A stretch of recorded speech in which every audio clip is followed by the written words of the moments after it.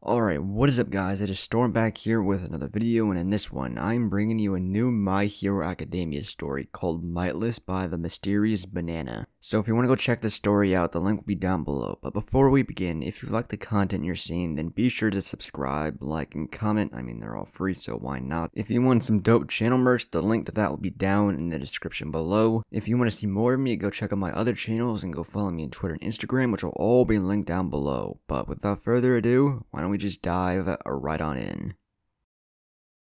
Not everyone is born equal was something Izuku learned at the age of 4. Beaten up and bloody was the state he was found in for the most of his childhood. Then that fateful day came. The building is burning down! The panicked screams of civilians rang across the city a century. The biggest shopping complex in Hosu City to date exploded in a ball of ember following a supposed villain attack. The young Izuku watched through his computer as one man, despite the raging fire, stood up from the rubbles with a triumphant smile. "Don't worry, for I am here," said the bling hero. "Mom, I want to be like him," Izuku said with enthusiasm. "It's possible, right?" His mother, however, didn't answer back. "Mom?" he repeated as tears welled up in his eyes. "I can be like that, right? All I need to do is to be strong, isn't that right?" No answers, just a hug as the two burst into tears. A few years later. "Hey, Deku, what you doing?"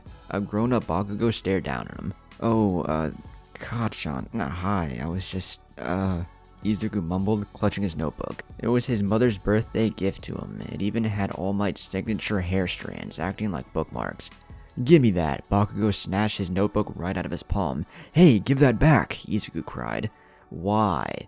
Bakugo said in a sadistic fashion. "Aren't we friends? I know what you're gonna do. Now give it back Before you what?" Bakugo cut him off. Two other guys showed up. His friends, probably. "Well, look at that. This kid wants to be a hero," Bakugo yelled out as everyone in the classroom laughed in unison. "He doesn't even have a quirk," someone in the crowd said. "And look at that. He sketched a superhero costume in his notebook," laughed another. "Does his lack of a quirk also explain his lack of originality? Mighty, what kind of superhero name is that?" laughed another one. This is normally where Izuku would fight back, thrashing. But he's been laughed at and beaten up so many times that he was used to it at this point. Instead, he just raised his arms helplessly as the crowd pelted him with erasers and crumbled up candy bar wrappers. "Now listen up here," Bakugo said in a more serious tone, grabbing him by the collar. "This world doesn't need worthless trash like you as heroes. You are but a stepping stone to my rise." While Izuku trembled in fear while looking into Bakugo's eyes, nearly wetting himself, he tried to mentally prepare himself for physical harm, as he was used to the years of insults that was thrown at him. But just then, Bakugo said something that pushed him beyond his boundaries. "So go crawl into the rock where your stupid idol All Might crawled out of." Just then, Izuku clutched the arm that was holding him up and squeezed with a surprising amount of strength, forcing Bakugo to let go. "Don't disrespect All Might," Izuku said with a face that radiated pure rage. You stuck-up, overconfident assholes don't hold a candle to him. So take that insult and shove it in the gaping hole which is your ass where you pulled it out of." Bakugo went silent as Izuku immediately realized what he just did, jumping back in instinct, expecting only destruction to follow. Instead, to everyone's surprise, Bakugo walked calmly up to him, gave him back his notebook, which he was surprised to find was still in perfect condition to his surprise, and left the room. Izuku was both relieved and terrified as the bell rang, signaling the end of the day. Bakugo didn't lay a hand on him, which, judging by his personality, could only mean one thing. What he was about to do was too brutal to be done in school grounds. As the students were leaving the school, Izuku made a mad dash for his bike. He knew that if he was caught by him, he was dead. Dashing across the road with a hint of panic, he soon made it to Sunny Park, where he always ran off to cool his head. As he felt the coast was clear, he started to slow down. "Found you." A sudden blast was felt, as Izuku was sent flying from his bike. He then saw Bakugo. Kachan, I told you I was sorry." "Well, sorry just isn't going to cut it, you motherfucker," Bakugo said, beating him over the head. Izuku felt blood running down his face as he touched his nose. It was broken. "I'm going to break you beyond repair," Bakugo yelled, kicking him while he was on the ground.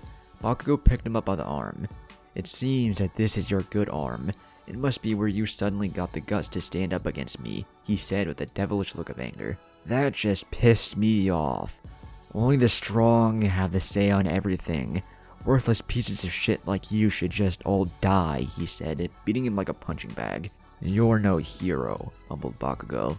The words dug deep into a bruised and bloodied Izuku. Now get lost, trash. Bakugo dropped him before picking up his bike. He then turned towards a limp Izuku. Izuku only caught a glimpse before wheels met his face and everything went black. Hours later, Izuku woke up. The sun was setting and his body was still aching. He saw that his bike was in pieces and that his notebook was completely destroyed. He grabbed what was left of his bike and limped home. Hey, at least this day can't get any worse, right? I've just got to keep going. Sorry, kid, said a shriveled up All Might. Izuku's lively eyes that were once filled with hope went pale. What? Asked Izuku. I know it's a hard pill to swallow, but I can't let a kid lose his life in an attempt to pursue my path, he said, as his hair formed a shadow over his blue eyes, masking his guilt. You liar, mumbled Izuku. Huh?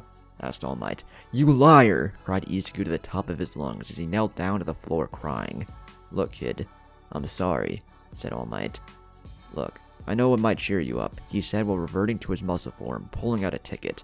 A special VIP Plus ticket to the All Might fan club. All All Might got in return, however, was a blow to the abdomen, which he barely felt as Izuku violently thrashed at All Might with all of his strength, but to no effect. I hate you, I hate you, I hate you, I hate you. I hate everything about you. You talk about how everything is possible. You go back on your words when you find out someone is quirkless and you still have the guts to believe that they will remain your loyal fan. You're a hypocrite, a liar. Deku then ran off, not even paying attention to the fact that they were on a tall building. Before he left, however, he turned around and mumbled, "You're no hero." And then he jumped off. Only then did he realize what occurred and regret his actions. As he flailed around in midair, however, he felt two muscular arms take hold of him. It was All Might. Look, I'm taking you back home. Isn't that wonderful? You can tell your friends that you met All Might and that he brought you home, All Might said in a desperate tone, trying to pass off an apology, but to no avail. Home was never more welcoming, but at this point, anything was more welcoming than what he went through. It was not easy to hold back your tears in front of your mother, or your idol, the man that you looked up to for all of your life, turning down your dream. It was emotionally draining, to say the least. Izuku, is everything alright, sweetie? Inko, Deku's mom, asked in a worried tone. Yeah, everything's alright, Izuku said, rushing before his mother could see his injuries. He reached his room, his only safe haven, but it looked different. Everything in that room that he loved so much, that he spent his entire life decorating, disgusted him. But he knew it wasn't the room that changed. He was the one that changed. In a violent outburst, he ripped off every All Might poster in his room, threw away all of the hero posters that he had, the plushies and merchandise included. When his rage finally quelled, he saw that his room was flipped upside down, but at that point, he didn't care. Everyone has betrayed him, turned him down, classmates, his mother, even his personal hero. He laid in bed, rethinking all of his life's decisions, and cried. Just then, his laptop, the only thing that wasn't thrown away, turned to a breaking news. It was another villain attack. When the initial words grabbed his attention, the distant cries of a familiar voice did. He jerked upwards and launched to his computer screen. What he witnessed shocked him. It was Bakugo, but he was trapped, held hostage by the same villain that attacked him earlier. He wasn't shocked at the horrifying scene that was happening before his eyes. The people getting hurt, those trying to run to safety, the cries for help and agony, nor even the villain itself. Rather, why was he enjoying all of this? He couldn't help but emit a small chuckle for every time someone was hurt, especially since he recognized half the people in the crowd. It was mostly his classmates, the ones that laughed at him and ridiculed him. He was hitting himself, telling himself that this is wrong, that he should be worried, but the impulse was too strong. Scream in agony. Now you see who's having the last laugh. All of the anger built up in him leaked out over a form of psychosis, as he started to laugh maniacally, tears streaming down his face. It was a moment of bliss, and for once, he dreaded the arrival of the heroes. He didn't want any of this to end. For once, he never wanted to hear, "For I am here," again.